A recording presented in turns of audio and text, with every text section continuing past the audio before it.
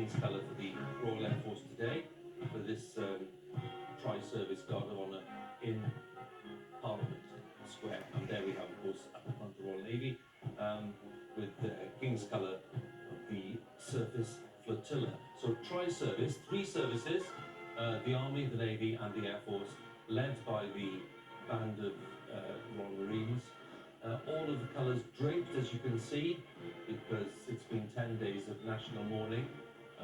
You will see lots of the colours and standards and other insignia draped in black for the formal period of national mourning, which clearly will include today as the day of the state funeral. So they're leaving Wellington Barracks. Just in the background there we saw the more modern building of the Guards Chapel, which is to one side of the Wellington Barracks themselves. And now we have the Royal Marines leading the way along Birdcage Walk. That is St James's Park that we can see just in the background.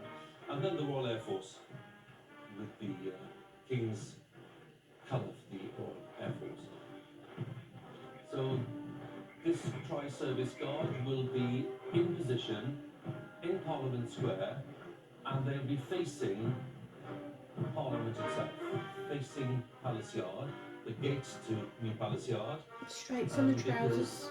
That is where they'll be in a position to wait for the procession to leave Westminster Hall in a short while. The service at the Abbey will start in an hour's time, but before then we have other elements of these processions forming up, and it's not just at this part of Westminster itself, not just in this section of St James's Park, but elsewhere too, because that procession, which will happen after the service, is 1¼ miles long, and that will be forming up during the service itself.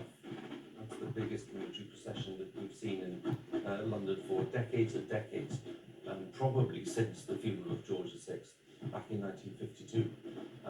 And that will be formed up on the Mall and coming all the way back to Parliament Square. So you can imagine the extent of that. So as we see the heart of Parliament Square there, as the pipers and the drummers make their way, let's join Sophie once again.